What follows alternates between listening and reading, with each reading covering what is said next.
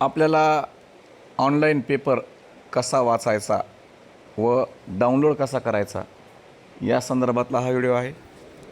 सोप्या पद्धतीने तुम्हाला सांगतो. त्यासाठी तुम्हाला गुगलला जायचं आहे. आता मला लोकमत ई पेपर मी या ठिकाणी टाकलेला आहे ॲड्रेस. लोकमत ई पेपर याला निवडायचं. तेथे गेल्याच्या नंतर या ठिकाणी लोकमत हॅलोज सप्लिमेंट्स आजचा दिनांक आलेला आहे.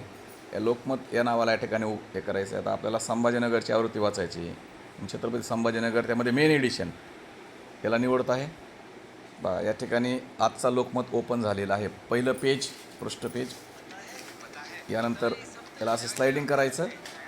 आता यातलं कुठलंही तुम्हाला एखादा बातमी डाउनलोड करायची असेल ॲज इट इज. आता मला ही बातमी डाउनलोड करायची आहे, ती मी या ठिकाणी डाउनलोड करत आहे.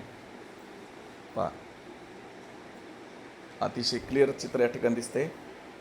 याला असं प्रेस करायचं चित्राला आणि त्यानंतर डाउनलोड इमेज नावाचं एक ऑप्शन येते, मी ते निवडत आहे.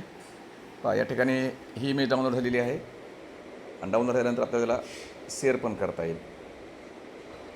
डाउनलोडमधून ओपन होईल ॲडॉब आणि शेअर नावाचा ऑप्शन आहे. या ठिकाणी शेअरमध्ये सेंड अ कॉपी हे ऑप्शन निवडायचं आहे. त्यानंतर व्हॉट्सअपला सेंड करायचं आहे.